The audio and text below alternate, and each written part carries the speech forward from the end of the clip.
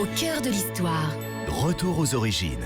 Et nous continuons nos révisions avec vous, Franck Ferrand. Vous nous expliquez aujourd'hui l'origine des 30 Glorieuses, de l'expression. Oui, c'est une expression qu'on entend beaucoup, notamment dans la bouche des journalistes, évidemment. Les 30 Glorieuses, c'est une expression forgée à la toute fin des années 70 par un économiste que connaissaient bien les étudiants de l'époque, c'était Jean Fourastier. Et Jean Fourastier faisait référence, évidemment, c'est un jeu de mots, si vous voulez, il faisait référence aux 3 Glorieuses. Les 3 Glorieuses, ce sont les journées révolutionnaires de juillet 1830 qui ont vu la fuite et la chute du régime de Charles X et l'installation au pouvoir de Louis-Philippe Ier, ce qu'on appelle la monarchie donc de juillet. Ça, c'était les 3 Glorieuses.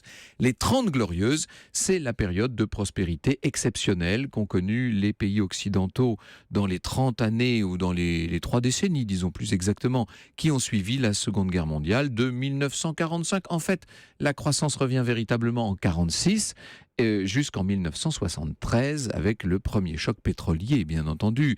Plein emploi, augmentation du pouvoir d'achat, développement de la société de consommation, etc.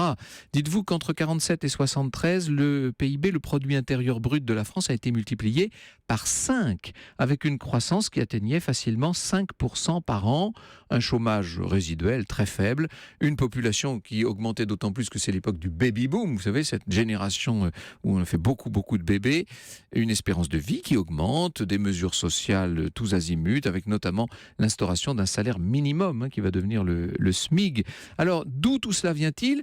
Du plan Marshall, ne l'oublions pas, de l'aide financière des États-Unis, de nationalisation de la libération, et puis d'une chose qu'on a complètement oubliée aujourd'hui, qui s'appelle le plan et qui nous entraînerait très loin.